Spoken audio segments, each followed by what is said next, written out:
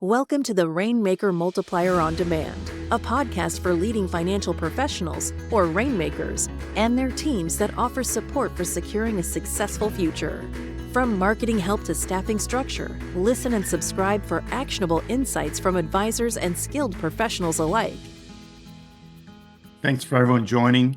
Really excited. This is a great platform that's just been introduced across C2P. I know we've had tremendous success already with many advisors, so we want to really share and hear from not only users, but also people behind the scenes at Zocks. So our first guest barista is Mark Gilbert. Mark's the co-founder and CEO of Zocks, a privacy-first AI platform for communications. Previously, he held leadership roles at Twilio, Hearsay Systems, and Microsoft, specializing in product development and management. He holds a degree in electrical engineering from the University of Waterloo. Also joining us from Zocks is Jim Hardeman. Jim is the Executive Vice President at Zocks and has over 25 years of experience with launching and scaling of several enterprise B2 SaaS startups. Jim is also a member of Venture South, which develops and manages angel investment groups and funds throughout the Southeast. And then many of you know Fred. Fred is a longtime advisor with C2P. He's an advisor with BrightPath Wealth Advisors, holding a Series 65 certification. Fred provides investment advice in North Carolina and other states. Fred is one of many who have taken up Zocks and helped him with his work and efficiency. And I will give Fred credit. He's one of the innovators on a lot of technology platforms, especially when it comes to marketing. And so I'm excited to hear from Fred. I think he'll give you some insights of why he adopted it and the benefits he's having on his practice. So we'll start with Mark in no particular order. Certainly many of these attendees or listeners have learned a lot about Zocks already. We had a session a few weeks ago.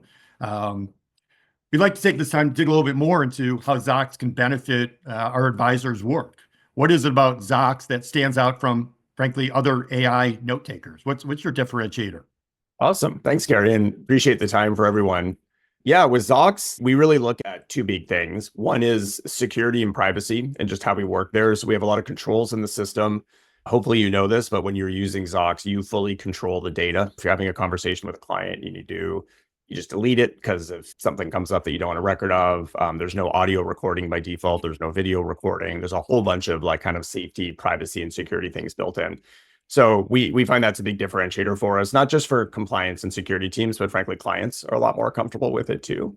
And then the other big piece for us is really that we view ourselves as much more than a note taker. We're really going through where people are spending their time, often in data entry, writing up stuff, all of these things. And our goal ultimately is to get everyone the data they need so they can focus their time on clients. And so now we do pre-meeting prep, we do follow-up emails and all that, but we also will actually we've started to do email replies. So if a client emails you, we can take all the data that you have on them. We never email the client back automatically, but essentially we'll give you a draft of that so you can edit it. And we actually just in the last week in beta launched forms as well. So if you come out of meetings with clients and need things like account application forms, any of these types of things filled out, you can actually click and we'll automatically produce them for you. So a lot of different things, a lot of exciting things coming too. I think everyone knows the space is moving pretty quickly, but ultimately our goal is really to help with all of the things that I think a lot of advisors just find is frankly and their teams find as a bit of grunt work so they can spend more time growing the business and working with clients.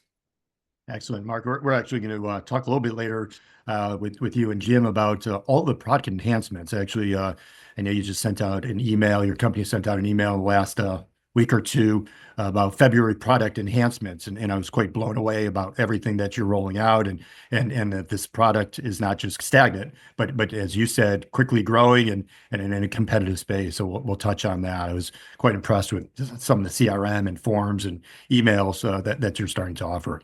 Jim, so some of the folks on this call haven't yet started, or maybe they've just started adopting Zocks, and so can you share what are some of the first steps and best practices, and even talk about some of the templates that you've worked with on C2P as a personal user of Zocks. And although I'm not a financial advisor, I'm over in the marketing area. It is a tremendous note taker. So talk about from an advisor perspective, you're just getting started. How do you get started and how do you make the most out of Zocks? Because there's a lot there. Yeah, no, appreciate that, Cary, and thanks for having us today. Mark rattled off a bunch of new things, and as you mentioned, we're rapidly enhancing the product. And so, one of the things that, from a product or product management or design perspective, when we think about the journey of adopting new technology and tools like Zocks, just know that we're very purposeful that out of the box we have very simple, ready to go meeting templates, email templates. It's very easy to get up and running. I would say we kind of subscribe to the crawl, walk, run methodology. And we've seen advisors, it's very simple to get up and running. It shouldn't take more than 15 to 20 minutes to get up and running. And that means getting connected to your connected data sources, whether that's calendar or email or even CRM.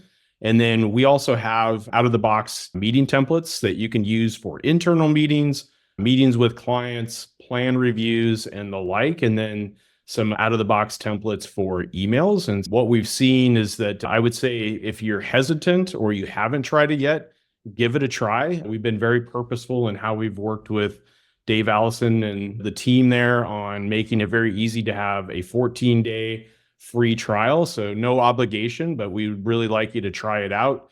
We have people that are available to help onboard you. We're happy to do follow-up demos with the team and kind of talk about how Zocks can ultimately be tailored to your practice. And then even during the free trial, we have product experts that are happy to help with best practices, tips and tricks, and honing in the solution for your practice. But there's a lot that it does, but it's very simple to get started with some of the basics out of the box. Yeah, I would attest to what Jim's saying and the AI part, Jim. Maybe you can expand the AI part in terms of the really continuous learning. I will tell you that out of the box, that maybe we have someone on our team. Her name is Maddie, and it's spelled it IE, and I had it corrected to MADDY.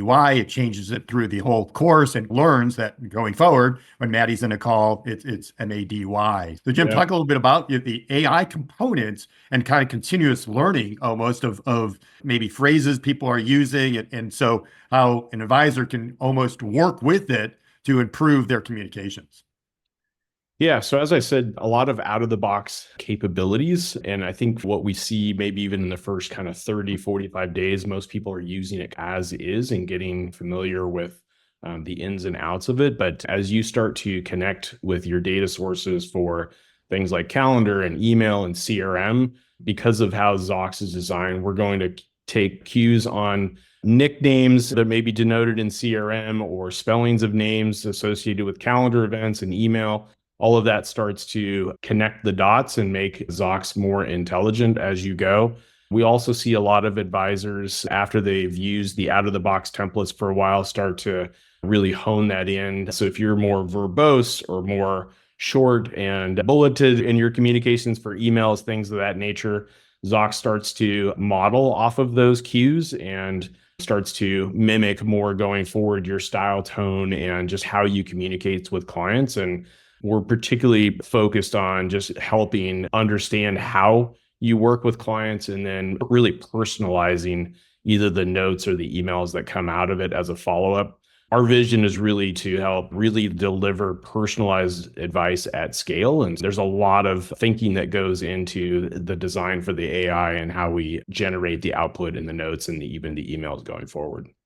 Right. And Mark, just a question as CEO, when we talk about AIs, I know the marketing team often says please and thank you when we're entering inputs to the AI. Do you have a preference when we speak to your AI platform? No, I'll say, funny note, just because a lot of people in the company make fun of me for this. I'm Canadian originally. I live in the US now for a long while, but I always say please or sorry whenever I do anything. And it deals well both with politeness and directness. So either works. Okay, good. Fred, so as an early adopter of Zocks, can you tell the team how you started using it? As Jim said, the basics, and perhaps I know you certainly probably get the most out of technology and really customizing. So talk about how long you've been using it and how that's helped your practice and how it's grown from day one when you first implemented it. Yeah. So I originally heard about it from another C2P advisor, Steve DeLello, and I immediately went in and got a free trial. I also called Story On immediately. was like, Stroyan, I don't know. This sounds like it's good, but is it compliant? Can we actually use this? And they'd been going through their own process with different AI companies to make sure everything was above board and we could use it. I had previously done some marketing and was just buried in first appointments. So as y'all probably know, the first appointments can be the hardest ones because there's a lot of sharing going back and forth, a lot of information. And I actually, best practice that we had been using was to have a second advisor on every appointment. That way you can make sure that good notes are captured, all the different pieces. The primary can be engaged in the conversation and the secondary can be taking the notes. We plugged it in and I immediately started using it with the second advisor just to compare the quality of notes that we were getting from both of them. And unfortunately, what I found is I'm getting better notes from Zocks than I'm getting from the person I'm paying to take notes. But that's actually a really good thing because then it frees their time up to do other things. So honestly, what's funny about it is I tend to be a adopter of technology, but I also tend to find the one thing that I really like about it, and I can justify the cost just from that. So in my mind, the ability to just capture really good notes in a compliant way was enough to justify the cost of Zocks. Now, since then, probably the best thing that I think has come from it is I think it's called a artifact email that one of the other C2P advisors had been promoting, was something that I just didn't have time to do, which is a really good follow-up email after that first appointment explaining everything that we went through, their concerns, their priorities, what we're going to accomplish together.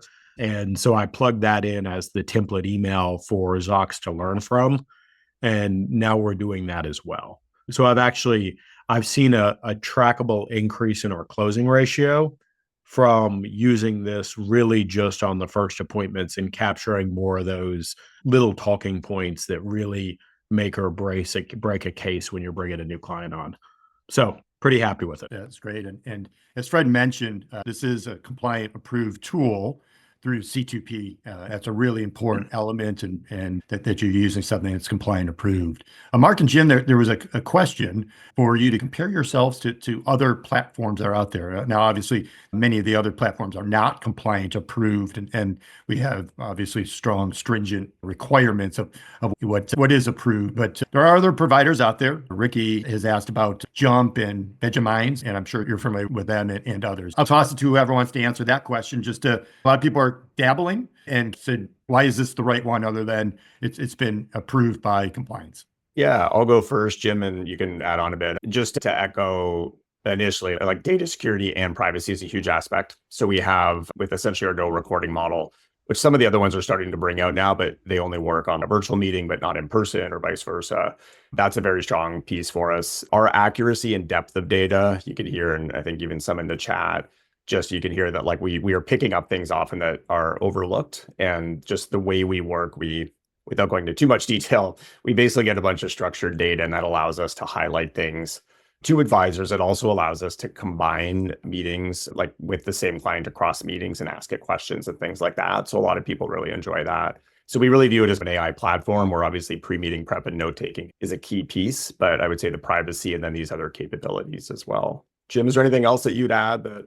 I think I think to just add on to that, I think our approach to how we're integrating with the rest of the data sources. So if you're connecting your email, if you're connecting your CRM, and then we're starting to work on connecting things like custodian data and financial planning data, rather than just having an ask anything that can query a single conversation. To Mark's point, it's going to be across household, it's going to be across meetings, it's going to be able to find actionable data that's in those connected data sources. I think Mark talked a little bit about we're in beta with email, but you can imagine getting an email from a client, them asking, hey, I've got a year-end bonus, what should I do with it? And then Zocks being able to intelligently craft a draft response that's contextual, intelligent, it's leveraged all of the data that it's connected data sources. And as we add more and more data sources over time, those emails will just get smarter and more personalized. And I think that's a big difference over having a platform versus an app that's just a note taker.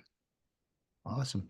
Mark, you talked briefly about confidentiality and security, not only in your opening remarks, but in terms of the competitors. Can you explain a little bit of if sometimes a client may see the Zocks and what is the best practice? Do you announce I've got an AI assistant? Because sometimes you can actually see it on the call. When I do that, how do you best introduce it? And what are your tips about putting someone at ease of using that and then ensuring that no PII information is being captured?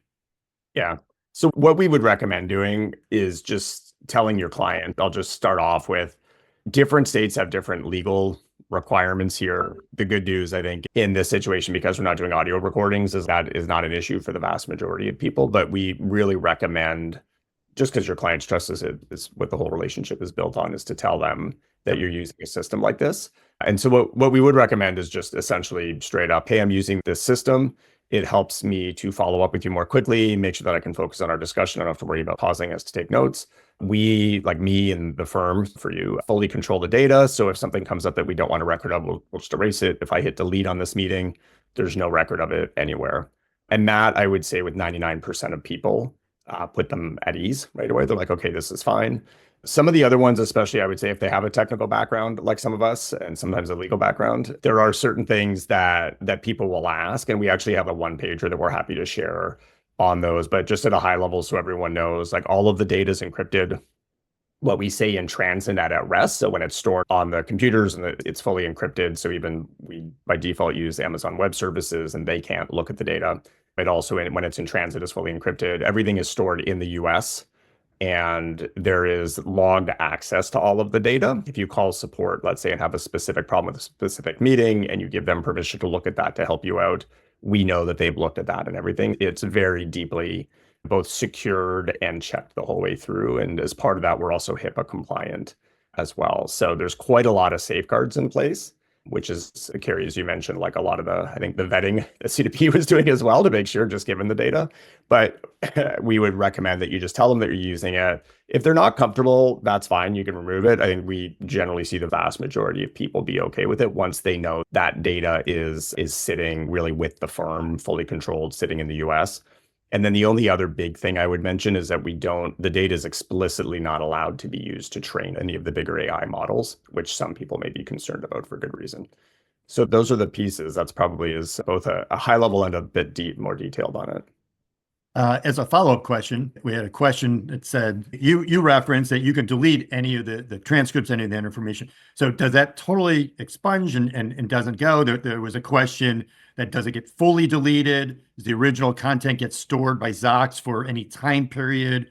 And my understanding is the C2P relationship is that the details get removed, the meeting details may get removed after a certain amount of time, although that still gets uploaded into a CRM or kind of the history of data. Yeah, great question, Cary. So part of the agreement with C2P is that Zocks should be set up for 30-day data retention.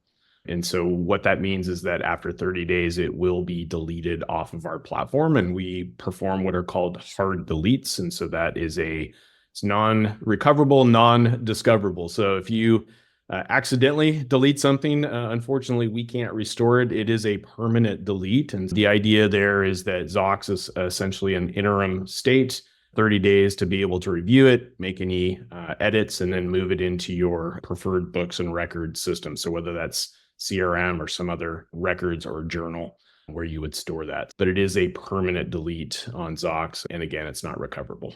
Fred, a lot of enthusiasm. You talked about how you've used it. What are the one or two things that you said, you've got to learn how to do this, or this is why you've got to, you've already talked about the efficiencies and leading, but what are the one or two things that said, hey, everybody on this call, this is your competitive advantage? Again, I think it goes back just to the level of detail. Like most clients make decisions to come on board for emotional reasons. And so when they're sharing their internal motivations or whatnot, you really want to be engaged in looking at that, but not just like writing it down like a bullet you can use later. And so being able to capture just that level of detail, to me, honestly, like it's a game changer, and I'll probably just use Zocks forever. But the big thing that I think that kind of sets them apart really is just the level of innovation and then the partnership with C2P. So like they just on Tuesday rolled out the ability to fill forms from the data.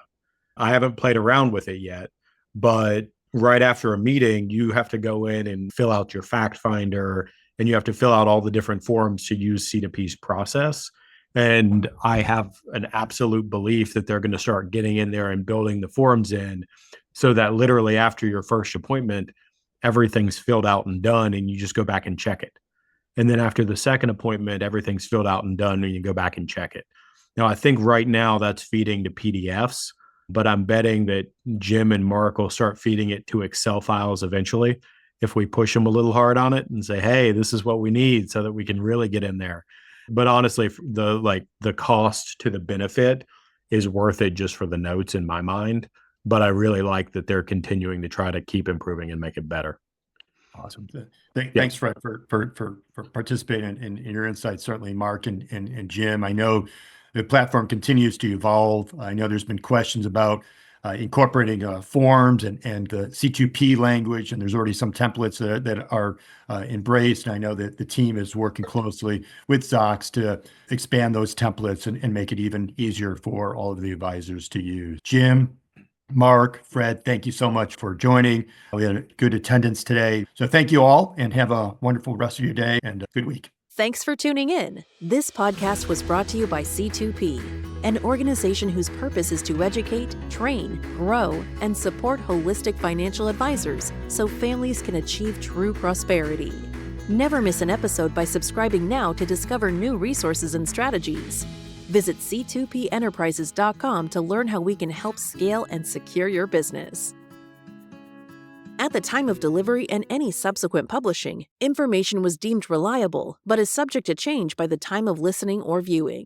The contents of this piece include options and projections of C2P, are subject to change, and are for informational purposes only. The information provided in this presentation is not intended to be individual investment, tax, or legal advice.